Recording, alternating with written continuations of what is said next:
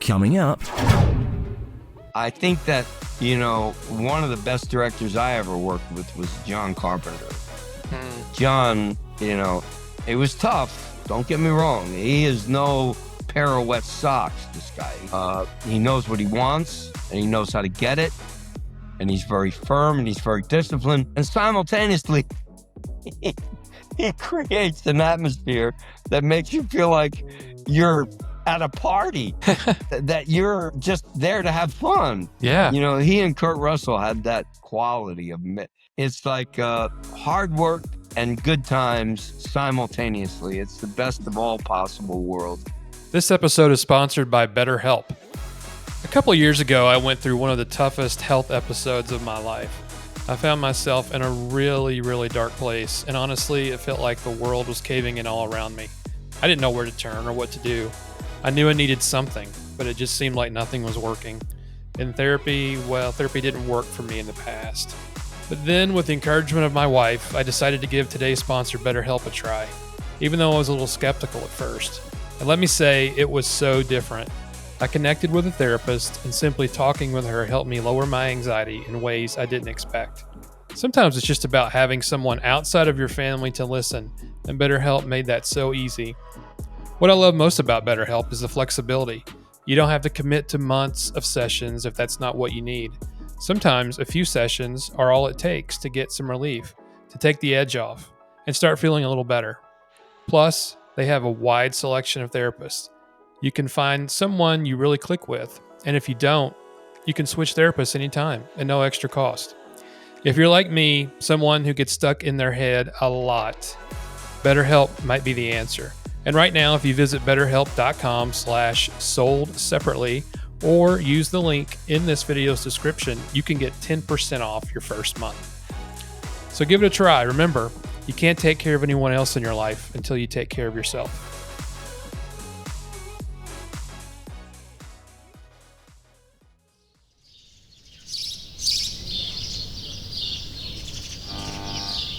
Auto sequence start in 5, 4, 3, 2, 1. And now, on with the show.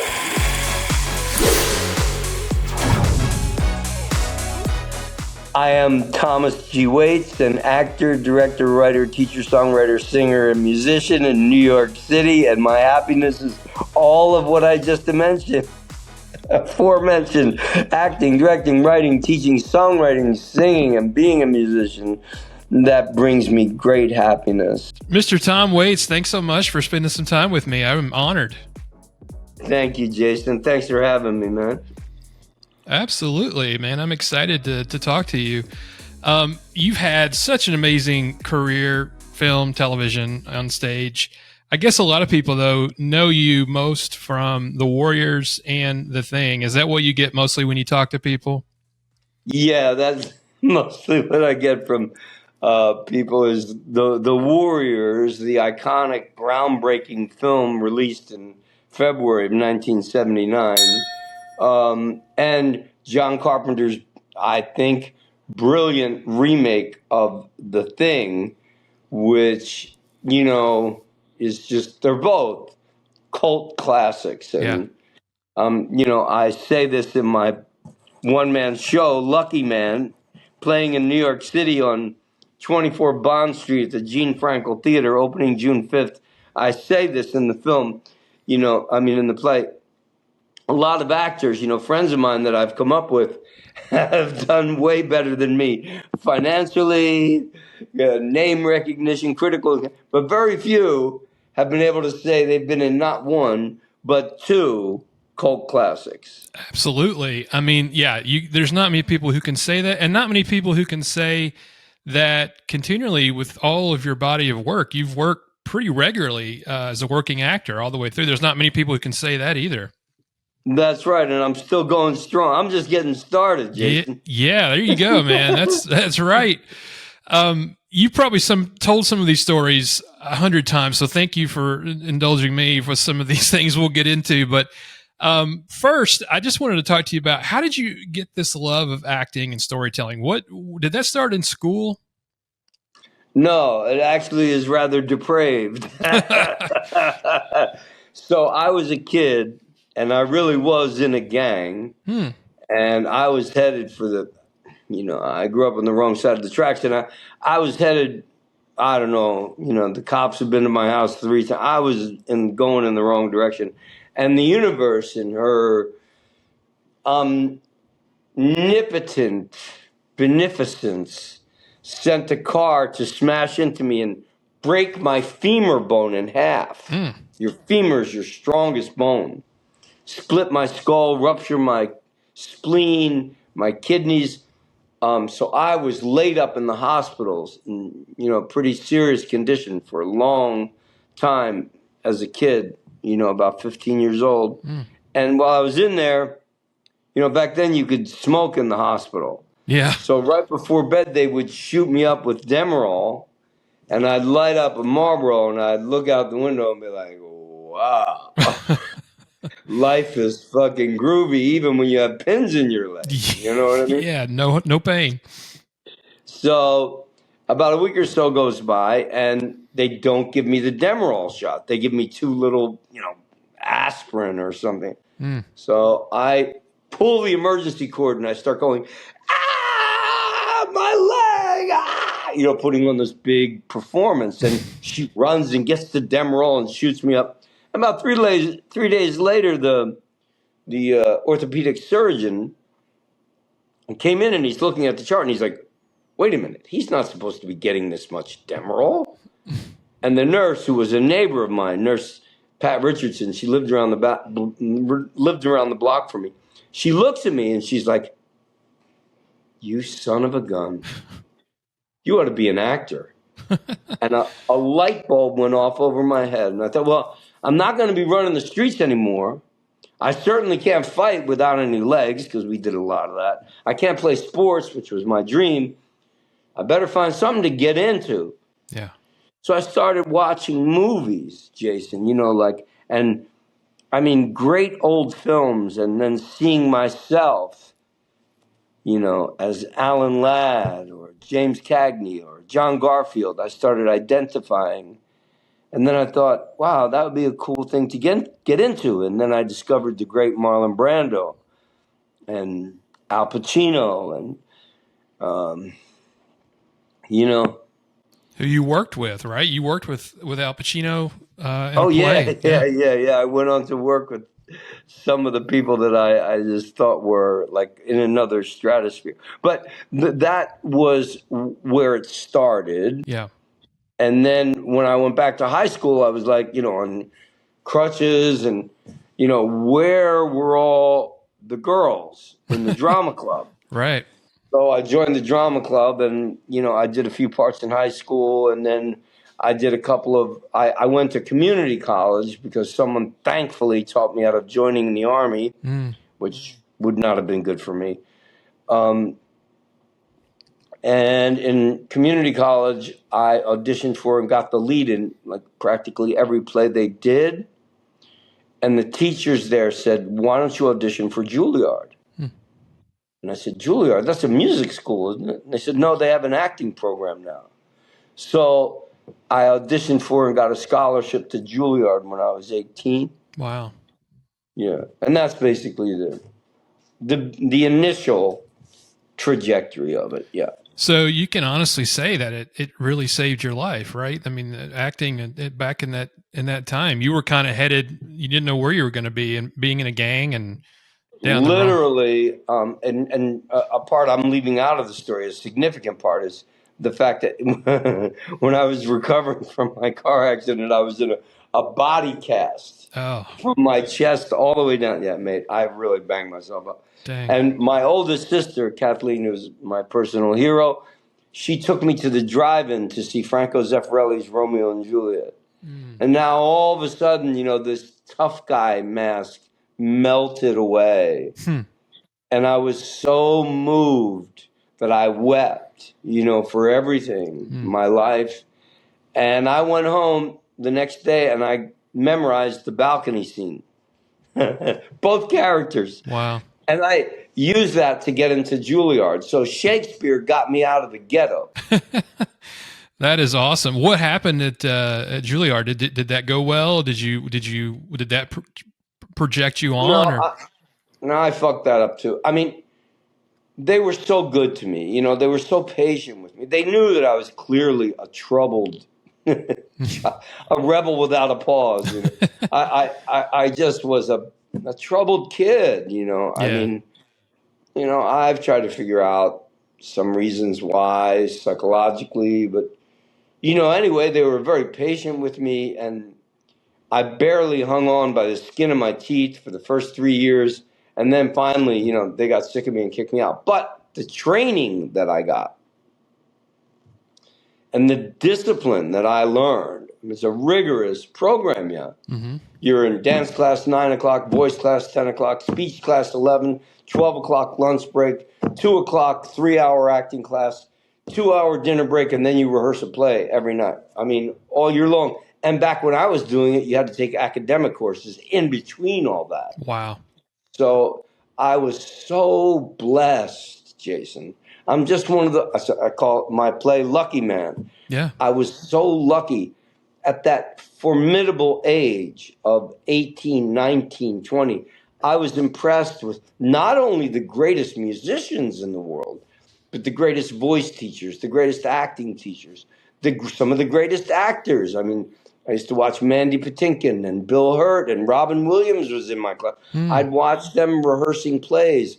So, despite myself, I learned discipline, and I was a hard worker. I mean, I think I got that from my dad. He was a mechanic, and he raised 7 kids. I mean, he always had 3 jobs, And I saw that work ethic, and that finally sort of integrated itself into my own consciousness, and I applied it to my early work as an actor, which helped me to get, I think, a lot of roles initially that I went in for. Wow. We take a lot from what we observe, don't we, as kids, when our parents, hard workers and determined. No doubt. And we may not have had much money, but we had a lot of love, and, my dad was a good man, hard. A lot of guys today would have 7 kids and, they'd be on the run. Yeah. Oh, yeah. Men in particular, men have lost that sense of responsibility. But this was a guy that wouldn't have it. He was going to do what he was supposed to do, which was raise his children. And my mom was left with the task of disciplining someone like me, which was not an easy job. And God rest her soul. She was a great woman. And I'm very fortunate to have come from that kind of stock. Yeah. Of work hard, and maybe you'll get someplace. Work hard, and maybe you'll get lucky. Yeah. Luck has to meet the preparation, right? Isn't that what they say? You work hard and prepare, and right. That luck comes about. You had great parents, it sounds like. What? You had great parents, it sounds like. Yeah, man. I had good parents. I mean, they were, they had their problems, but, they were there. Yeah. Like, you knew when you came home at night, they were there. Yeah, that's half of it. Wanted them to be there because you didn't do your homework. But love is not always kind and gentle. No. I know from raising my own children, sometimes, you got to be tough with kids. They'll walk all over you. Yep, absolutely. Yep. But my parents had character. Well, going back so let's talk about the Warriors. You'd already done several movies before that came about, right? How did that audition come up for the Warriors? Okay, so around this time, it's like 1977, 1978, New York City. I had done, a couple of plays of note. Simon Gray's new play, Molly, I did at the Spoleto Festival. That got a lot of attention. All the critics came to review it. I remember Time Magazine came to review it and said, Tom Waits, who plays Oliver in Molly, is cute, but frankly, I'm not impressed. Oh, no. You know how critics can be. Oh, yeah. And then after that, I did a movie for PBS called Pity the Poor Soldier, and that was a Revolutionary War film. And then I did a film called On the Yard with the great actor John Hurd and many great actors, Dominic Chianese, Richie Bright. I mean, the list goes on and on of the great actors that were in that film. James Remar from The Warriors was in it. Anyway, it was a movie, really, that I auditioned for the supporting character. But when they saw him, back then they did screen tests with 35 millimeter film. And they were watching the rushes and they went, I was 22, mate. And they go, no, that's the main guy. That's Chili. That's the main character. And, you know, frankly, that's been a blessing and curse my whole life because, you know, I tend to pull a lot of focus. I don't mean to. I'm just doing my thing. So when I play the main characters of things, I tend to fare better than when I'm, you know, hey, the body's over here. You know, it just doesn't work as well. Because it's like, who is that guy? You know, I'm a little bit too interesting for my own good sometimes. But that just comes out. I did do On the Yard, and there was some hype about that coming out because Joan Micklin Silver had won the Oscar award. Carol Kane, Hester Street. They produced that film. Her husband Ray directed it. Ray Silver, and they came into town with The Warriors and The Wanderers. And Scott Rudin, who was a casting director at the time, took me out to dinner and to a Broadway show. And he said, you know, tomorrow you're going to be offered The Warriors and The Wanderers. You have to decide which one you want to do. I mean, how many 23-year-old kids get opportunities like this? Yeah. You know? To make a decision, have to make a decision what you're going to go for. Yeah. And I chose to do The Warriors, even though Philip Kaufman is a great director, because I don't know why. I really liked Walter, and it's such a shame that I sabotaged that relationship because I really liked him as a man and as a filmmaker. And so I got the audition. I got called back. I got called back again. And then it was between me and another guy. I think it was Alan Rosenberg, if I'm not mistaken. And then we did the final callback with Deborah Van Valkenburg, who was supposed to play Fox's love interest.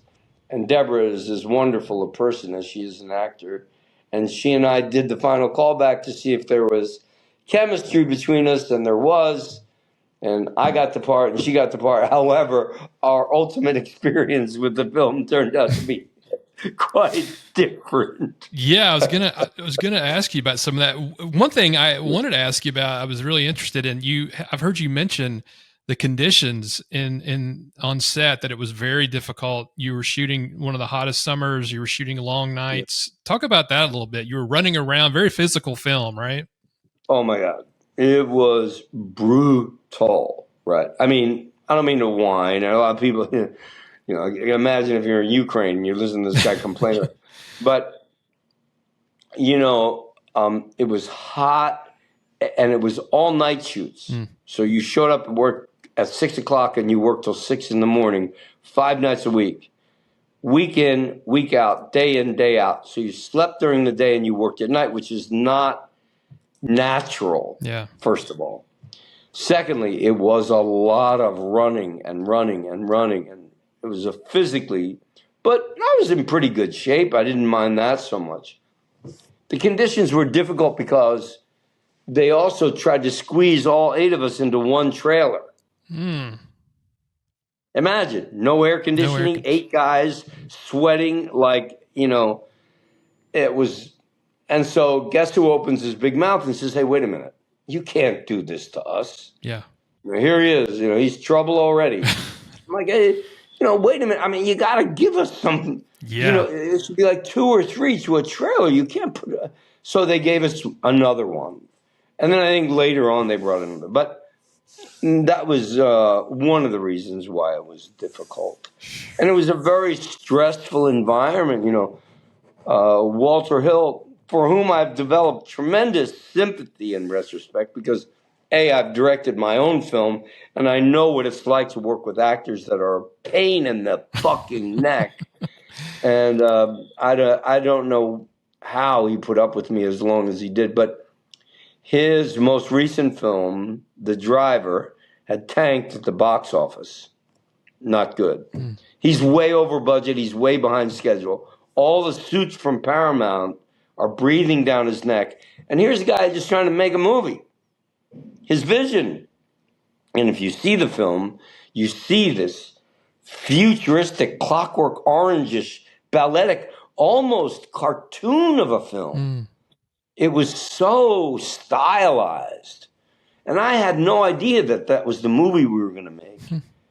You know, I thought we were going to make a movie about how love could rise above the violence in the city streets. And, you know, I was a love child from the 70s, you know. Well, it was a beautiful film. I mean, the way it was shot and the way that the themes that played through, like you said, some of that on the street life, it was a great for its time. I'm sure that's, you know, it's very iconic. Did you think that when you were making it, or was it just work for you when you were?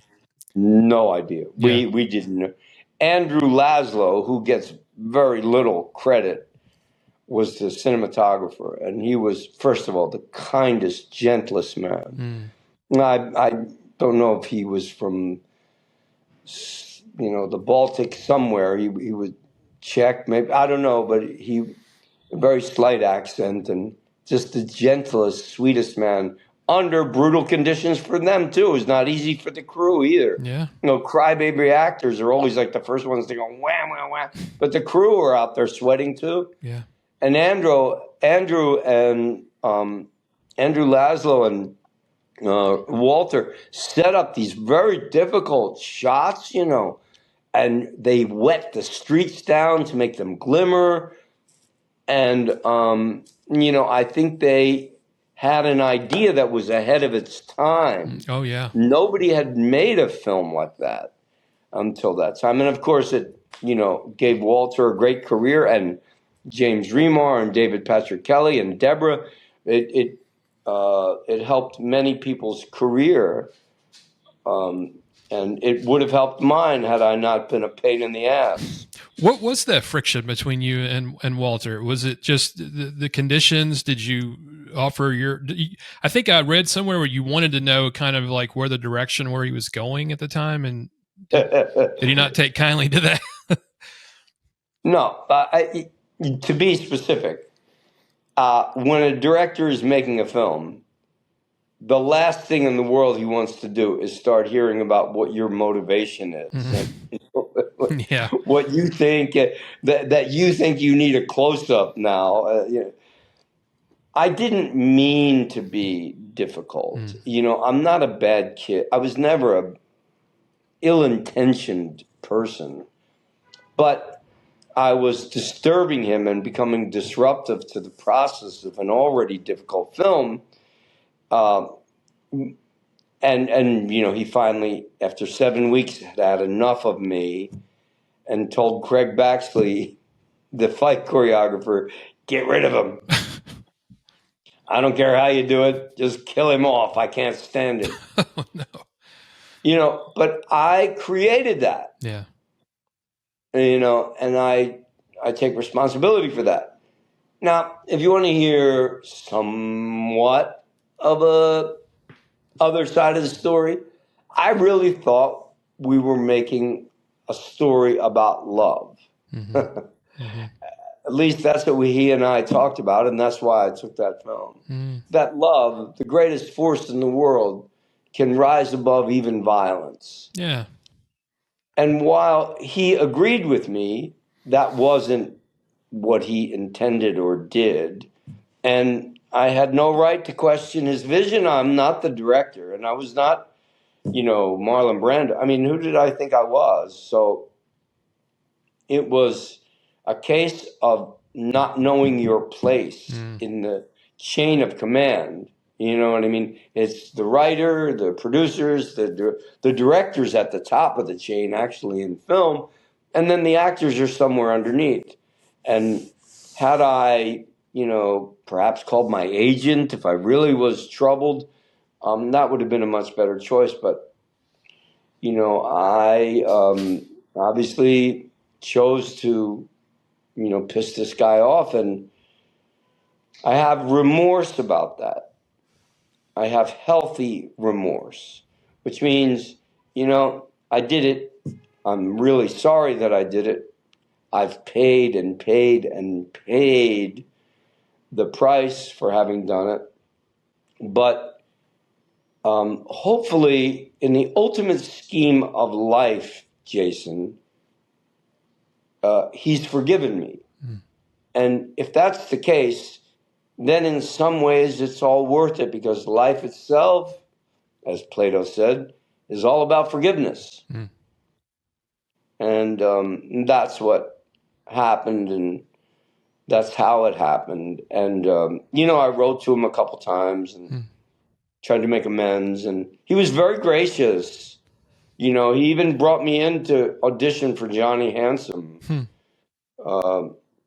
He didn't have to do that. He accepted a call from his production office from me, and I said, listen, I'm really sorry. And he said, it's okay. It just really bothered me, and then you took your name off the film. Oh yeah.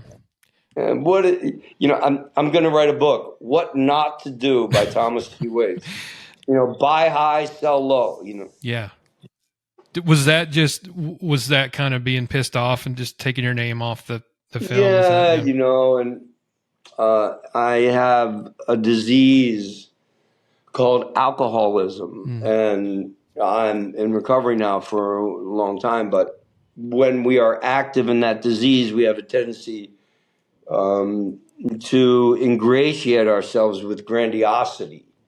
We tend to think that we're like the greatest, and that's very unhealthy. And it's very difficult for your family and people around you. But I just was like, I'll get that, I'd read somewhere that Peter O'Toole did that. And, well, I'll show them, they'll be sorry that they weren't. But, you learn these lessons in life, and that's why I'm doing this play, that perhaps I can be of service in some way with these lessons to try to tell them in a poetically dramatic and emotional way that reaches the heart of human beings and helps them understand what it is like to be an addict and what it's like to find recovery. And my good friend John Goodman was fortunate enough to,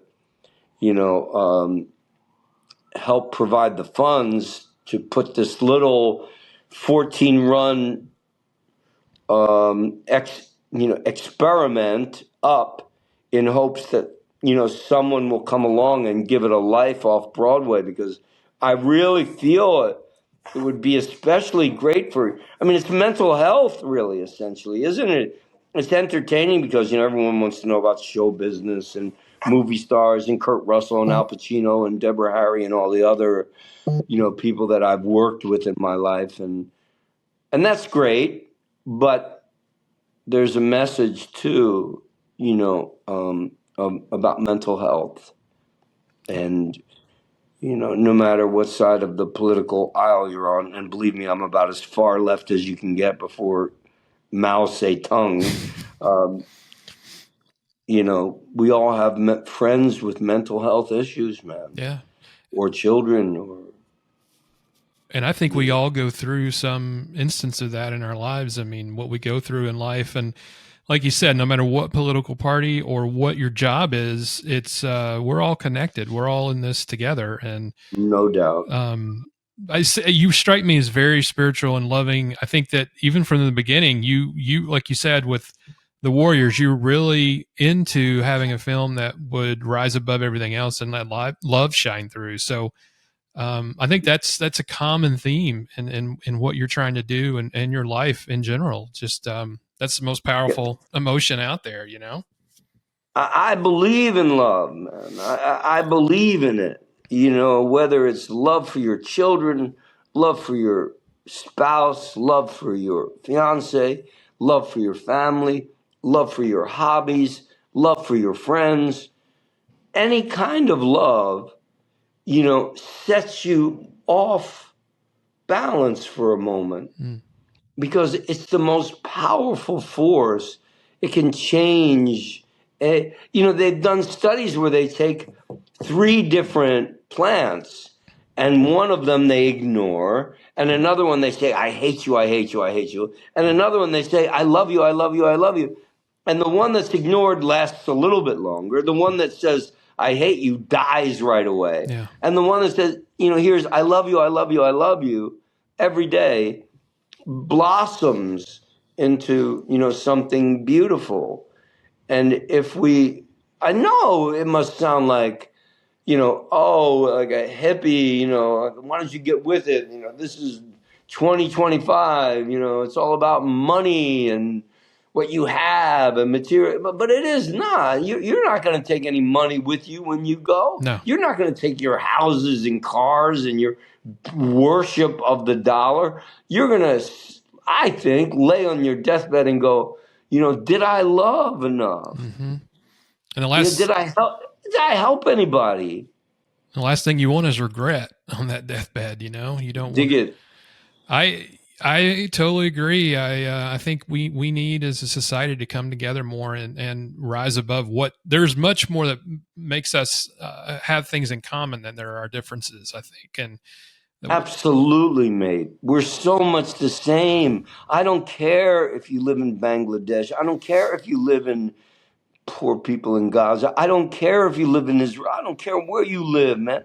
We're the same. Yeah. I play a C chord on the piano, and you're going to, go, hey, I know that sound. That connects us to what made us. Yeah. The music is a gift from the gods. Yep. Exactly. No, that's I'm right there with you. How did you get to know? When did you first meet John Goodman? How did that relationship start? John is such a character. Oh boy, he was a wild man back in the day. So John and I I think it started out the first time we met. We did a TV film called The Face of Rage, and Danny Glover was in it. John Glover was in it, and John Goodman and I were in it.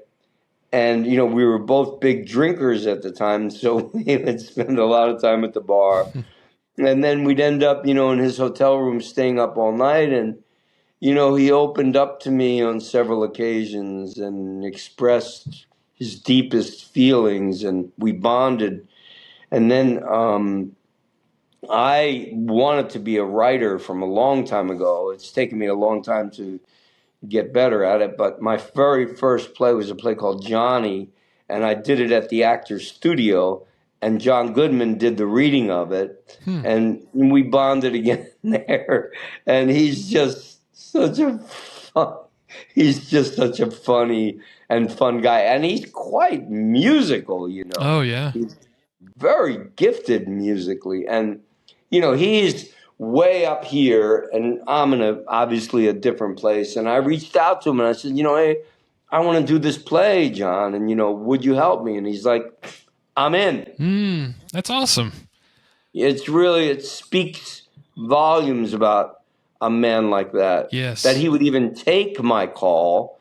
I mean, he's an international superstar, basically, and and I'm an artist that lives in New York. That but that he would have the humility, frankly, to take my call and to help share this experience so that we might help other people. Yeah. No, good friends are hard to find like that, when you can just pick up the phone and you can just immediately go back into the old days. You've had friends like that where you may not talk for a while, but as soon as you talk again, everything reconnects. It's beautiful. Friendship is a beautiful thing. We were talking about mental health, and do you feel like on a film set or TV, do you feel like the emotions are so high there, budgets, time constraints? Is it hard to stay positive when you're in the mix and you're trying to get things done? I'm sure there are countless personalities on a set, and how do you deal with that? How do you stay positive? How do you stay motivated when, people are trying, that pride gets in the way with some people and you're trying to kind of maneuver all that? Is it hard to stay upbeat? Yeah, man. Making a movie is unlike any other experience in life. And people, react to it very differently. But staying calm and staying kind is critical. I think that, one of the best directors I ever worked with was John Carpenter. John, it was tough. Don't get me wrong. He is no pair of wet socks, this guy. He knows what he wants, and he knows how to get it, and he's very firm, and he's very disciplined. And simultaneously, he creates an atmosphere that makes you feel like you're at a party, that you're just there to have fun. Yeah. He and Kurt Russell had that quality of it's like hard work and good times simultaneously. It's the best of all possible worlds. And I'm sure that Walter is the same way, but those conditions were very difficult for him. And I certainly didn't help anything. And working for studios, even back then, they're difficult, man. It's a lot of money on the line. Oh, yeah. And they expected the Warriors to be like Saturday Night Fever. Let's release it in February. It'll go right to VHS, and nobody will ever hear of it again. Well, they were in for a big surprise in both instances, where two movies that they underestimated ended up making them literally billions of dollars. Oh, yeah. And when you speak of John Carpenter, you're talking about The Thing. Where did you shoot that? We shot most of it on the soundstage in Universal. Okay. That was I'm sorry. No, it was, it was like, I mean, I'm a New York actor, cutting my teeth and doing 8 shows a week, if you can get the work. Yeah. And auditioning, pounding the pavement. Rejection is your daily bread. And now all of a sudden, I'm driving to work in a 1981 brand new Chevrolet Corvette Stingray. Wow. I got money in my pocket. I got a parking space. It was like, completely the opposite of what I was accustomed to. And we were treated like gold. Isn't it funny how life ebbs and flows like that? I mean, we think we're down and out, and then just takes a phone call or a project, and then boom. Yeah.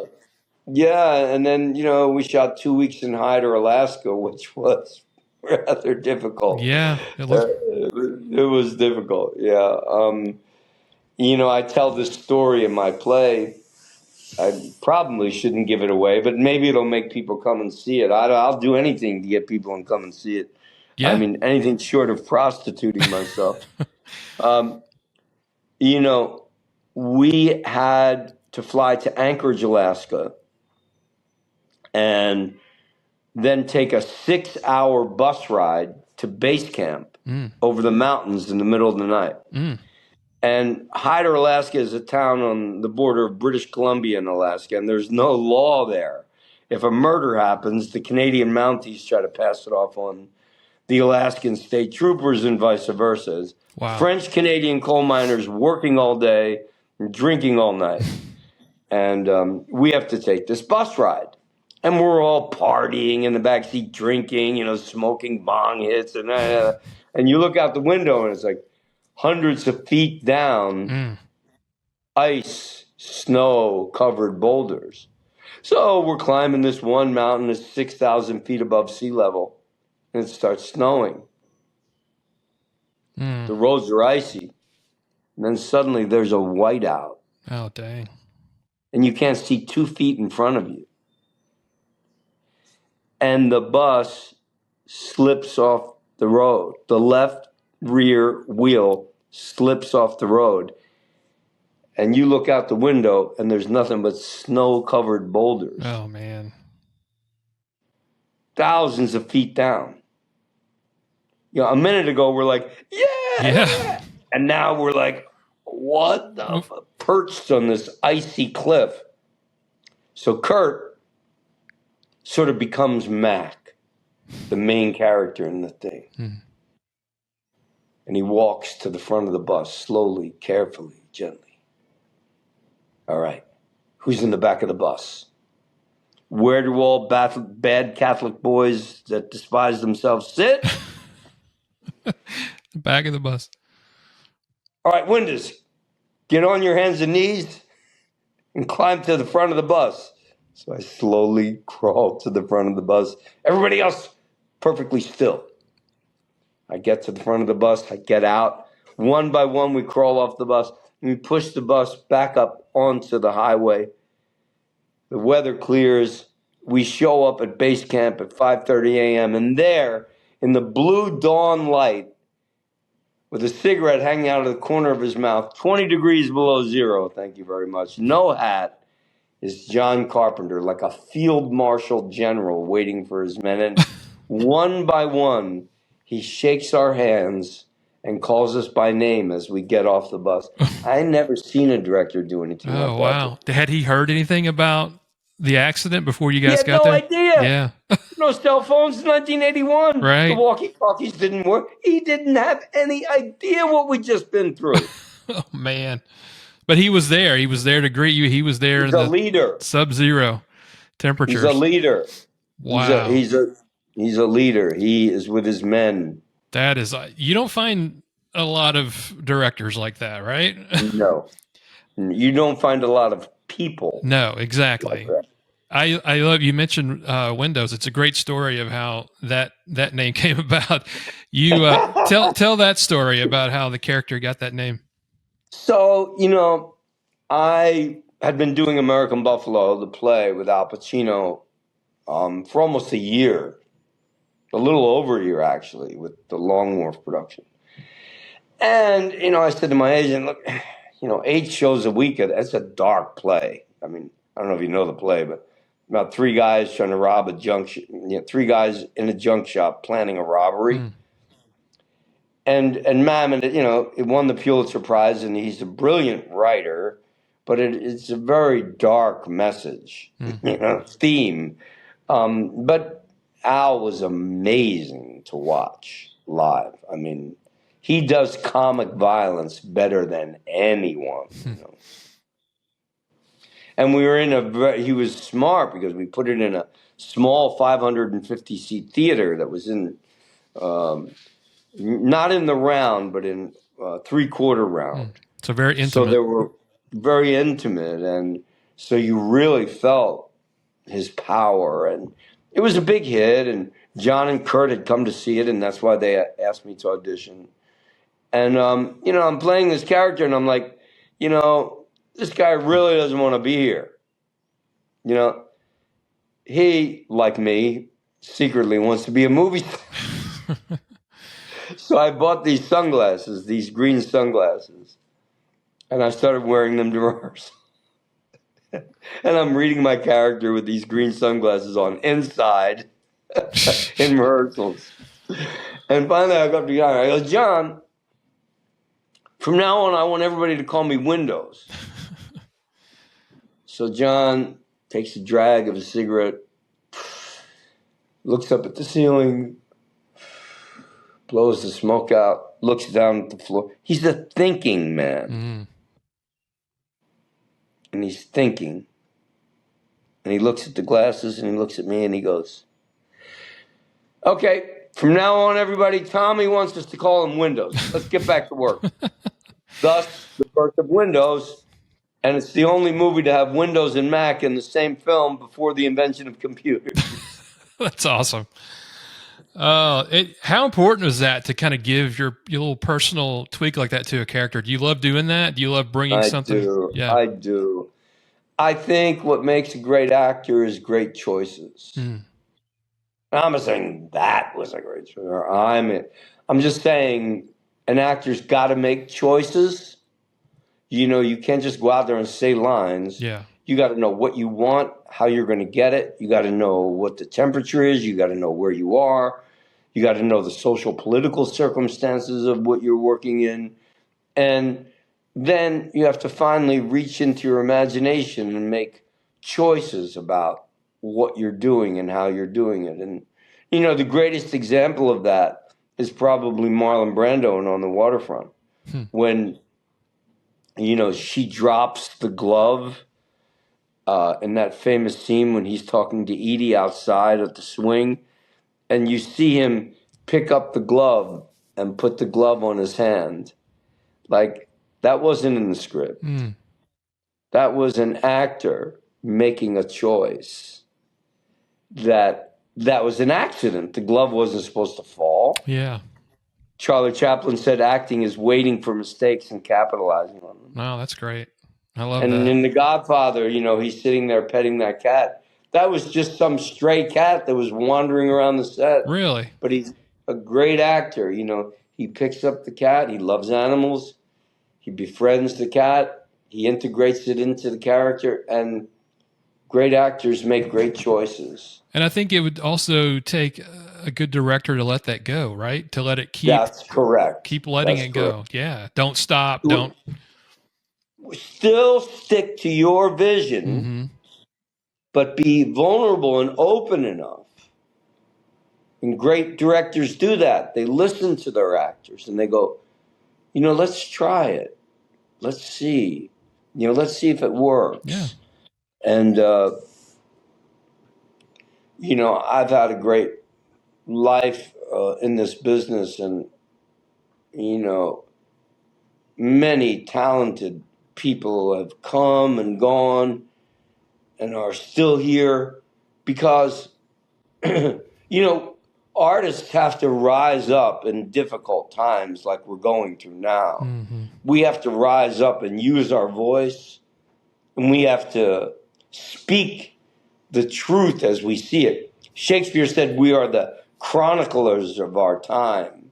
We have to reflect the age and body of our time to civilization. And this is the time for artists to speak up. You heard Bruce Springsteen in Europe, talk about the destruction of our Constitution. And you've heard Eddie Vedder and Dropkick Murphy and whatever pedestal they can get on to speak the truth about what's going on. There is nothing cool about shipping somebody to a foreign country without due process, mate, no matter what side of the aisle you're on. Right. And there's nothing, you and me are white, okay? And maybe Christian, I don't know. So we are lucky, but that's not fair. It's not fair to my black and brown brothers and sisters that just because their ancestors were born closer to the equator, they don't get a fair shake.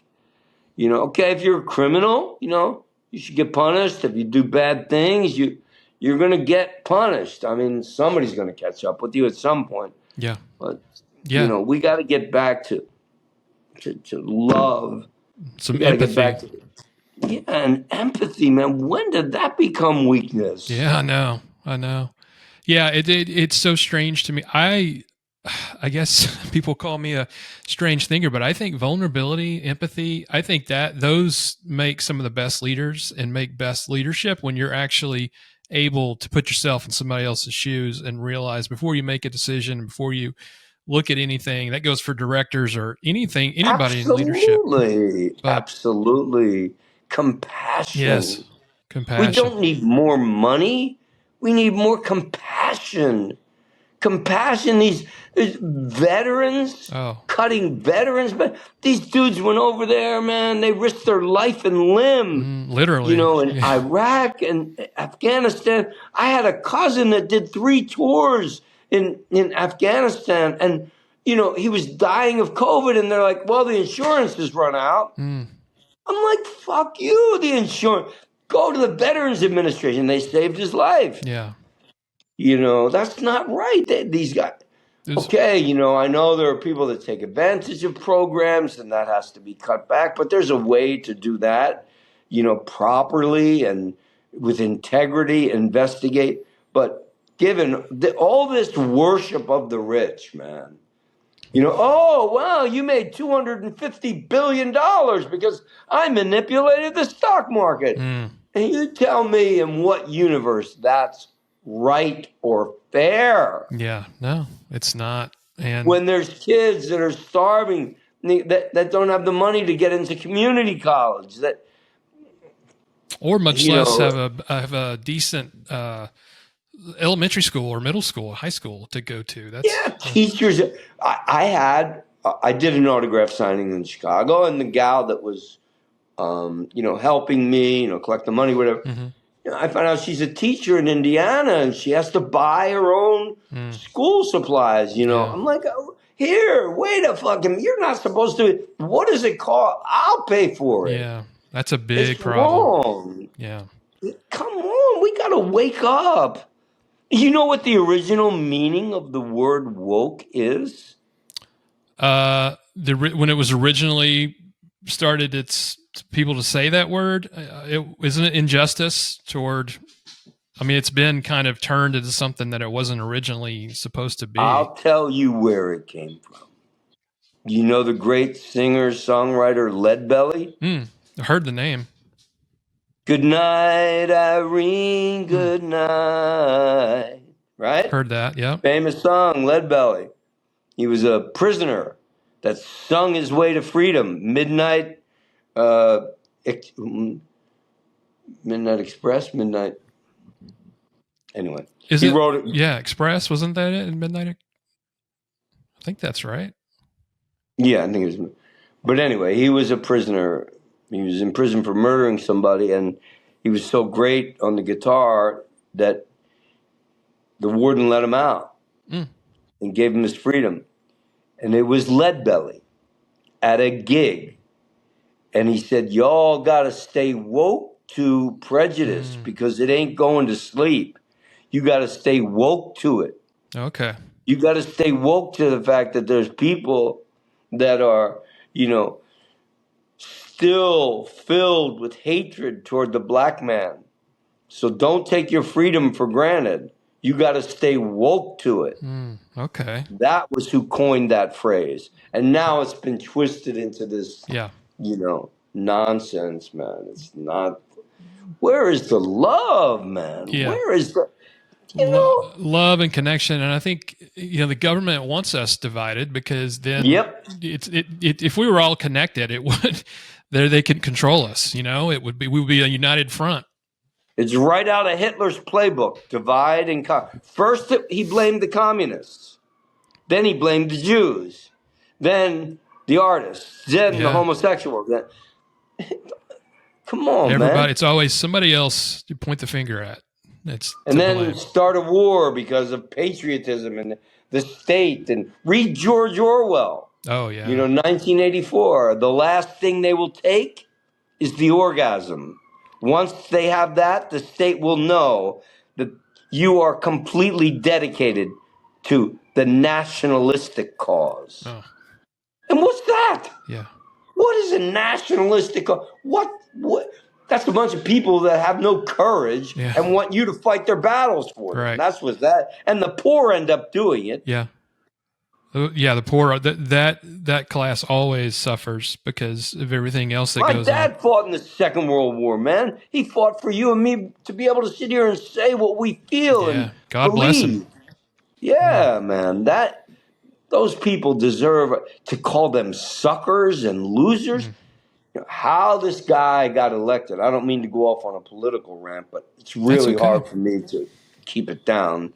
I mean, the point is, you've been kind enough to invite me onto your show to promote my play, Lucky Man, A Warrior's Journey, which opens June 5th and plays to June 22nd, Wednesday through Saturday at 8, Sunday at 3, the Gene Frankel Theater in New York City, 24 Bond Street. And if any folks come, I'll bring warriors and thing photos. And if they come to the show, I'll give them a free autographed photo from either one of those movies as a, just to say thank you for coming. That's awesome. I wanted to talk about that. I know you're going to talk about some really dark themes that have happened in your life and touch on some things. How important do you think this is also, like we spoke about earlier, it's going to be a cautionary tale to maybe some people who are either suffering with addiction or who may be actors who could be going through some of the things that you went through in life? Is that your hope, that you will touch someone out there and stop some maybe a mistake that they may try to go down the wrong road? Oh, I hope I can save somebody from making the mistakes I've made, man, because, you can save yourself so much pain by just not believing that lie. It's a lie, and we fall into it because it's easy. And my play is a morality tale about love, loss, and redemption thence. That, things may not work out exactly the way you want, but if you learn to love life and have faith in life, then things tend to work out for you. But if you go and get yourself addicted to a substance, alcohol, drugs, you're going to make your life a lot more difficult than it needs to be, and you're going to harm the people around you and damage your children and your friendships and your future, your professional future. And there's not enough attention paid to it. We just put everybody in prison. I mean, why?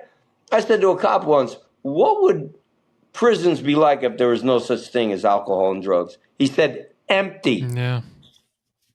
99.99% of the people in prison. Oh, do they deserve it? Should we punish them? They need help. Yeah.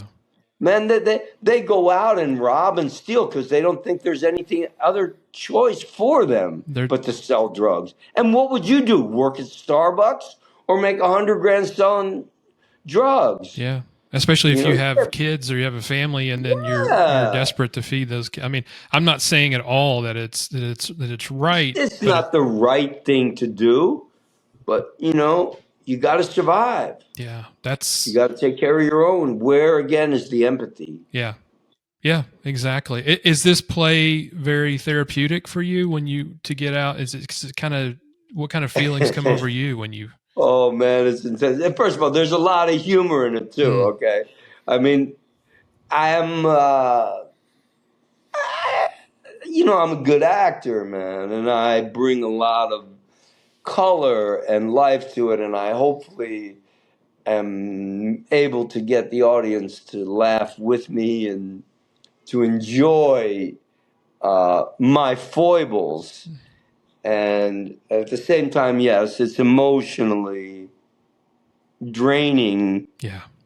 And I sacrificed myself on the altar of truth, in service of mankind, because I got a purpose here, and that's to help people, And I got a little bit of talent, and I want to, propagate that talent as much as I can, and see if I can, make something of myself with this story. It's a beautiful story, and it's a true story. Yeah, that's why it's so amazing. Yeah. There's not a word in this story that's untrue. Every single word is absolutely factual. With the great director, Joe Denisi, from the Actors Studio, which is where I started the project as an experiment. I'm a member of the Actors Studio since 1985, both as an actor and a playwright and director. And fortunately, Estelle Parsons allowed me to put up the first rendition of it and I got such great encouragement from actresses like Catherine Narducci, famous actress from Sopranos, now doing all kinds of things. Estelle Parsons giving me so much encouragement to go back in, get under the hood, rebuild the engine, and then to have this brilliant director, Joe Denisi, guide me. I mean, he's a real actor's director and a real storyteller. So it's shaped and refined and streamlined. So 85 minutes of just story, lovely music, story, build, lovely music, crescendo, catharsis, denouement, and hopefully message. That's incredible. I think we need that message today because we're all going through it in one way or the other. We've got things that we're going through and dealing with. And like any great story, this play, it's the story arc, you end up in redemption, and it's a good ending. So I think anybody, please check it out, especially if you're in New York. It's a great story. You have an amazing story, my friend. I have loved talking to you. It's an honor, and learn a lot from you. It's just incredible. Thank you, experience. Jason. Yes. If I can ever do anything to help you out, you let me know. Yeah? Hey, vice versa, my friend. And please come back anytime you want to. There's much more to talk about. All right, Jason. Thank you for having me, mate. Happiness Sold Separately is created and hosted by Jason Hensley and is produced by Makash Films. Narration by Lauren Gobis. If you or someone you know is in crisis and needs immediate help, call the National Mental Health Hotline at 866-903-3787. We would be honored if you would rate, share, and subscribe.